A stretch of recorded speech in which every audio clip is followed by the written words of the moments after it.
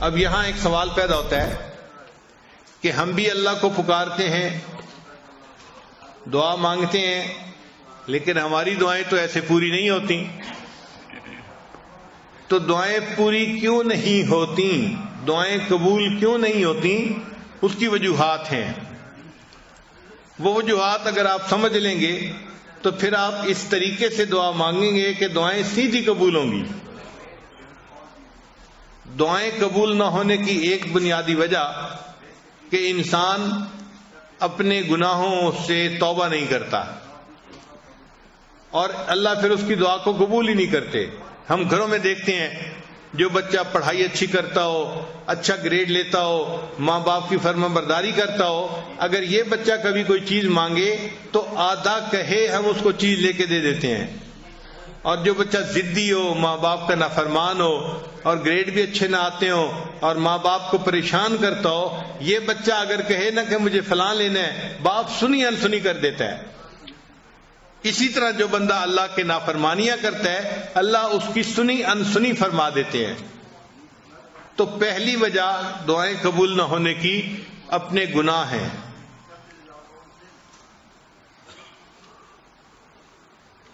ایک مرتبہ بنی اسرائیل نے حضرت موسیٰ علیہ السلام سے کہا کہ اے اللہ کے کلیم، بارش نہیں ہو رہی اور پانی کی بڑی ضرورت ہے، آپ اللہ سے دعا مانگیے کہ بارش ہو جائے. تو موسیٰ علیہ السلام نے دعا شروع کر دی، ربنا اغفر لنا ربنا اغفر لنا ربنا اغفر لنا. تو بنی اسرائیل بڑے حیران کہ ہم نے کہا تھا بارش کی دعا مانگیں اور موسیٰ علیہ السلام ربنا اغفر لنا لگائے ہوئے ہیں. تو پوچھا اے پیغمبر اسلام، آپ یہ دعا کیوں مانگ رہے ہیں؟ انہوں نے فرمایا اس لیے کہ جب اللہ تعالیٰ کسی بندے کی بخشش فرما دیتے ہیں تو اس کی تمام مرادوں کو بھی پورا فرما دیتے ہیں. تو ہمارے گناہوں کو جب اللہ معاف کریں گے تو ہماری تمام مرادوں کو بھی اللہ پورا فرما دیں گے. تو دعائیں قبول نہ ہونے کی پہلی وجہ انسان کے گناہ ہیں. اس لیے جو بندہ حرام کپڑے پہنتا ہے، حرام مال کھاتا ہے، وہ اگر بیت اللہ کے ساتھ لپٹ کے بھی دعا مانگے تو حدیث میں آتے ہیں اللہ اس کی دعا کو قبول نہیں فرماتے. وہ ملبسہ حرام، اس کا لباس حرام کا تھا، اس کا کھانا حرام کا تھا، اس کی دعا کو کیسے قبول کیا جاتا؟ تو حرام مال جس میں سود شامل ہو، جس میں لوگوں کا حق شامل ہو، تو ایسا حرام مال جو ہے اس والے بندے کی دعا قبول نہیں ہوتی. تو ہمیں چاہیے کہ ہم حلال کا اہتمام کریں تاکہ ہمارے اٹھے ہوئے ہاتھوں کو اللہ قبول فرما لے. اور ایک تیسری وجہ بھی ہے کہ اللہ تعالیٰ کئی مرتبہ بندے کی دعا کو فوری قبول نہیں کرتے، صرف یہ دیکھنے کے لیے کہ یہ میرا بندہ پکا ہے یا کچا ہے. دیکھیں ہم بازار میں جاتے ہیں نا تو مٹی کے برتن خریدتے ہیں تو لوگ اس کو ٹھونک بجا کے دیکھتے ہیں کہ پکا ہے یا کچا. بتائیں کہ چند کو آچے کا برتن ہے، اس کو بھی دیکھ رہے ہیں پکا ہے یا کچا. تو اللہ نے بندے کو اپنی جنتیں عطا فرمانی ہوتی ہیں، اللہ بھی بندے کو دیکھتے ہیں کہ بندہ پکا ہے یا کچا. تو اگر ایک دفعہ دعا مانگی قبول نہیں ہوئی تو پھر مانگے، قبول نہیں ہوئی تو پھر مانگے. ہم اپنے گھر میں نہیں دیکھتے، چھوٹا بچہ ماں سے کوئی چیز مانگتا ہے تو شروع میں ماں کہہ دیتی ہے میں نے نہیں دینی، تو وہ چپ نہیں ہو جاتا، وہ پھر امی کا جو ہے وہ دامن پکڑ لیتا ہے اور رونا دھونا شروع کر دیتا ہے. اس کو احساس نہیں ہوتا کہ میرے دائیں کون ہے، بائیں کون ہے، کون دیکھ رہا ہے، کون سن رہا ہے. وہ سب سے بے نیاز ہو کے بس اپنی امی کے لپٹ جاتا ہے اور مانگ رہا ہے امی دے دیجئے دے دیجئے دے دیجئے. وہی ماں جس نے تھوڑی دیر پہلے نہ کی تھی پھر اس بچے کو بالآخر کہتی ہے کہ اچھا رو نہیں، میں تمہیں دے دیتی ہوں. تو جس طرح بچہ رونا دھونا کرتا ہے ماں فیصلہ بدل دیتی ہے، بندہ جب اللہ کے دربار پہ آ کے رونا دھونا کرتا ہے اللہ تعالیٰ بھی اپنے فیصلے کو بدل دیتے ہیں اور بندے کی دعا کو قبول فرما لیتے ہیں. کئی دفعہ دعا مانگتے ہوئے انسان کو دعا مانگنے کا سلیقہ نہیں آتا ہوتا. ہم دعا ایسے مانگتے ہیں جیسے کسی کو کام ذمہ لگا رہے ہوتے ہیں. صبح صبح افسر آتے ہیں نا دفتر میں تو وہ کام ذمہ لگاتے ہیں. انجینئر کو کہتے ہیں آپ یہ کر لینا، سپروائزر کو کہتے ہیں یہ کر لینا، اکاؤنٹس والے کو کہتے ہیں کہ اس کام کو دیکھ لینا، سیکورٹی والے کو کہتے ہیں تم اس کام کو دیکھ لینا. وہ کام ذمہ لگا رہا ہوتا ہے. ہم بھی دعائیں اسی طرح مانگتے ہیں جیسے اللہ کے ذمہ لگا رہے ہیں کام. یا اللہ میری بیٹی کو رشتہ مل جائے، بیٹے کو جاب مل جائے، میری بیوی کی بیماری درست ہو جائے. ہم اللہ کو کام ذمہ لگا رہے ہوتے ہیں، اس کو دعا نہیں کہتے. تو اللہ کو کام نہ بتائیں، کام ذمہ نہ لگائیں. اللہ تعالیٰ کائنات کے مالک ہیں، ان کے سامنے عاجزی سے مانگنا پڑتا ہے، اور عاجزی سے مانگنا ایک ڈیفرنٹ چیز ہے.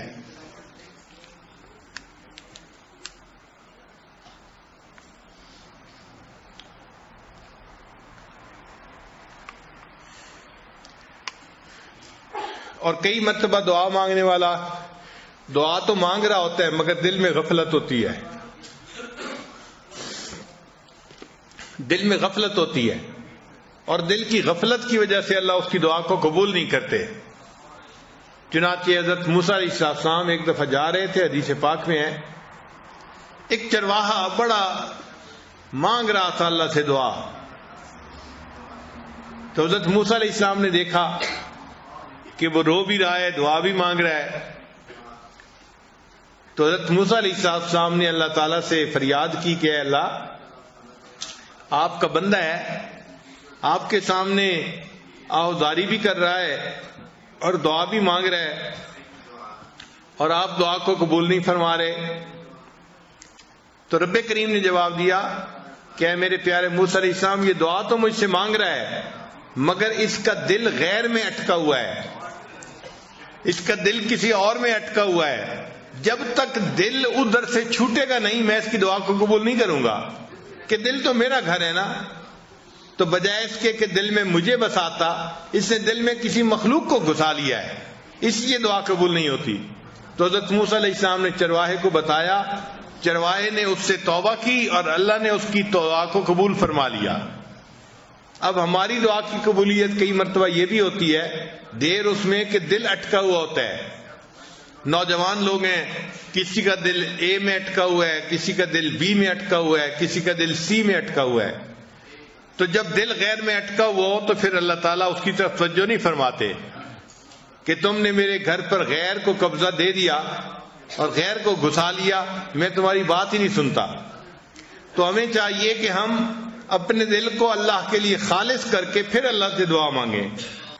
اور کئی مرتبہ ایسے بھی ہوتا ہے کہ انسان دعا مانگتا ہے اور دل میں شیطان وسوسہ ڈال رہا ہوتا ہے کہ تیری دعا قبول نہیں ہونی، تو بڑا ہی گناہگار ہے، بڑا ہی خطا کار ہے، تیری دعا کہاں قبول ہونی ہے، تو جتنے پانی میں ہے وہ تو جانتا ہے. تو شیطان کے اس وسوسے کی وجہ سے بندہ سمجھتا ہے کہ میری دعا قبول نہیں ہونی. تو جب یہ گمان کرتا ہے کہ قبول نہیں ہونی تو دعا قبول نہیں ہوتی. اب ایسا وسوسہ اگر شیطان دل میں ڈالے تو شیطان کے اس وسوسے کو رد کریں. شیطان دل میں ڈالے گا تیری دعا قبول نہیں ہوگی، آپ اپنے دل کو سمجھائیں کہ آج کی رات جس مجمع میں میں آپ پہنچا ہوں یہاں تو میری دعا ضرور قبول ہوگی. ضرور یہ جواب دیں آگے سے. آپ غور کریں کہ اللہ نے شیطان کی دعا کو قبول کر لیا تھا جبکہ شیطان نے سجدہ نہیں کیا تھا. اور یہاں جتنے لوگ بیٹھے ہیں یہ تو عشاء اور تراویح کے کتنے سجدے کر چکے ہیں. اتنے سجدے کرنے کے بعد اگر یہ دعا مانگیں گے تو ان کی دعا کیوں نہیں قبول ہوگی؟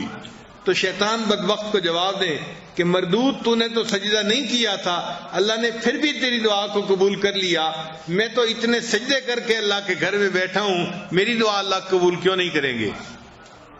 اور اس کو پھر یہ بھی جواب دیں کہ دیکھیں اللہ نے تو تمہیں اپنے دربار سے دھتکار دیا تھا، فخرج منہا، نکل جا یہاں سے، تو تجھے تو گھر سے نکال دیا تھا، پھر اللہ نے تیری دعا کو قبول کر لیا، اور مجھے تو اللہ نے گھر سے نکال کے اپنے گھر میں پہنچا دیا ہے، میں تو اللہ کے گھر میں بیٹھا ہوا ہوں، تو گھر میں بیٹھے کی دعا اللہ کیوں نہیں قبول فرمائیں گے؟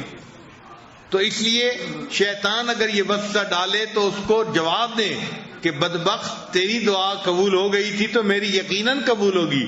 میں تو کلمہ پڑھنے والا ہوں, میں تو اللہ سے محبت کرتا ہوں, مان لیا کہ میرا نفس جو ہے مکار ہے اور تو میرے نفس کو گناہوں پہ ابھار دیتا ہے اور میں گناہ کرتا ہوں, لیکن میں اس پر نادم ہوں, شرمندہ ہوں, اس لیے تو میں اللہ سے معافی مانگنے کے لیے آیا بیٹھا ہوں.